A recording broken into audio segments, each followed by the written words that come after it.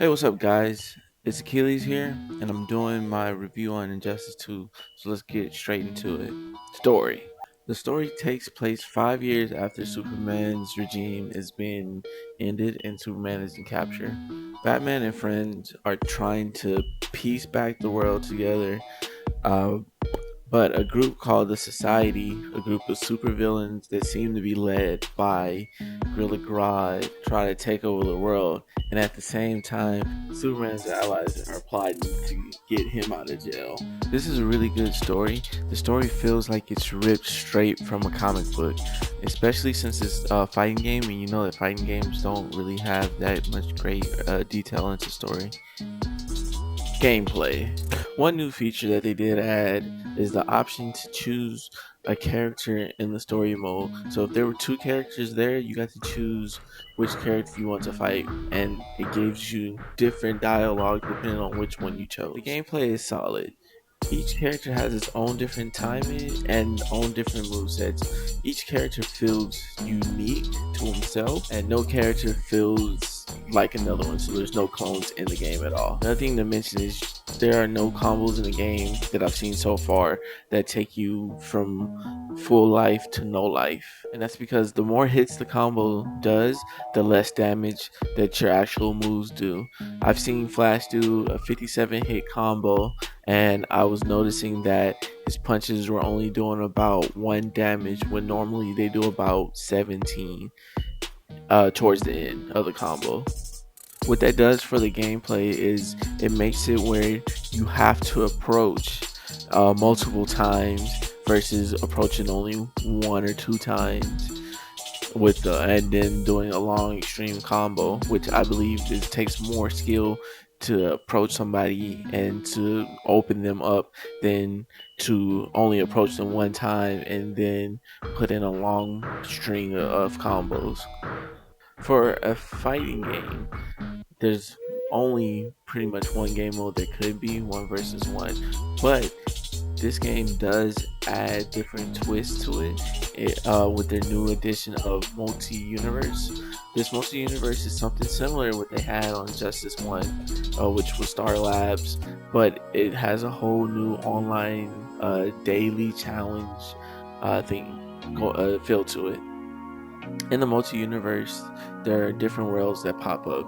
Each world is only available for a random amount of time, and each world has its own set of challenges in which you need to beat. So what it'll be is you'll be able to choose from different events that in time, and it'll say beat this guy while lightning is coming down, or Riddler will be throwing different boxes down. One may heal you, one may hurt you. You will never know.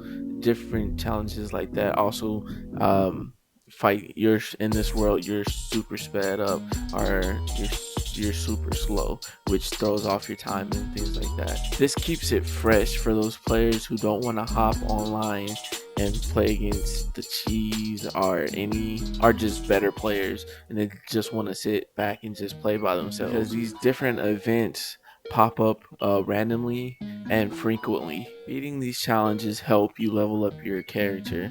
Your character progression in the game is based off of gear. The more gear that you have, the better gear that you have, the better, stronger your character is. Now, when I think of it, or when I hear about this, you think maybe the game will be off balance. But if you were to go online and fight your friends, or go online to rank match, they will dumb down the opponent's character to the lowest level just to match up your stats.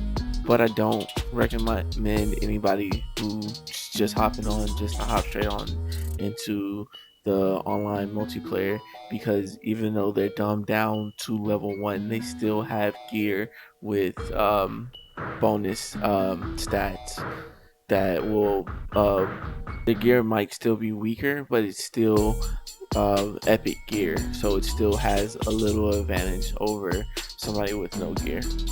And getting gear is easy. It's either doing by single fight you're able to get gear.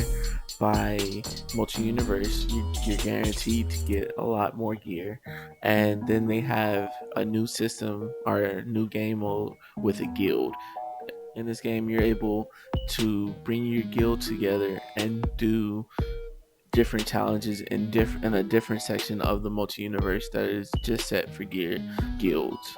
The only difference between the guild multi-universe and the regular multi-universe is that the guild one, you would have to beat a challenge 50 to 40 times, and since you're allowed to have 50 guild members, all they would have to do is beat it once a piece, or maybe 25 of your guild members beats it twice, and you get a better guild loot box.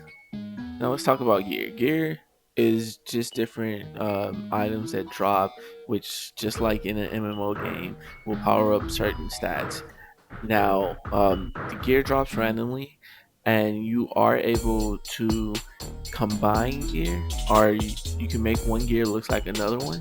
So if you get something that looks really cool but it's weak, and you have something that's ugly and it's really powerful, you can make one look like the other one, and you can also re-roll stats to get it to your level. So if I'm a level 20 and I have a level 1 epic gear, I can re-roll it to level 20 using a refresh token, which is also given in the multi-universe, and I can make it as powerful as me, basically. Now if I re-roll an epic style gear, the gear will remain epic and it will power up, or it will be as strong as an epic gear, but it won't be exactly the same. So if I have something that powers up 3 stacks and I decide to re-roll it, it might power up 1 extremely high, or it might only power up 2. It's random, but it still stays as an epic gear. And if you don't like what it re-rolls to, you have the option to not upgrade it and keep the old gear, but you lose your refresh token, which you can easily get back in the multi-universe. Missed opportunity for this game is that they introduced the multi-universe and they don't have that many different options of characters. They have different color palettes, but they don't have the actual different characters. Like, I can't actually pick Kid Flash, or there's an alternate version of Flash. There's so many different versions of Flash, or just different people who have his powers. But that could be each one of his skins. Now they do have different, like you can get Reverse Flash, I believe, if you pre-order it, or you can buy it in game with in-game currency, which takes a little bit. But they don't have it for every single character. They do have it for Captain Cold. You can be Mr. Freeze if you don't like Captain Cold. But they have so many different characters on there. They could have did so different possibilities. They could have been an Earth 2 Green Lantern with Alan Scott, or etc. There's a whole bunch of different personalities that they can do. Overall, this game has tons of content, especially for a fighting game. It has multiple things that can pull you back. It has a lot of replay abilities added to the game, and I definitely recommend this game. Now, if you guys have any questions or anything like that you want to ask about the game that you think I may have forgotten, go ahead and let me know. Drop a like, comment, subscribe, do all that at the bottom just to help brother grow. But till next time, I'm out.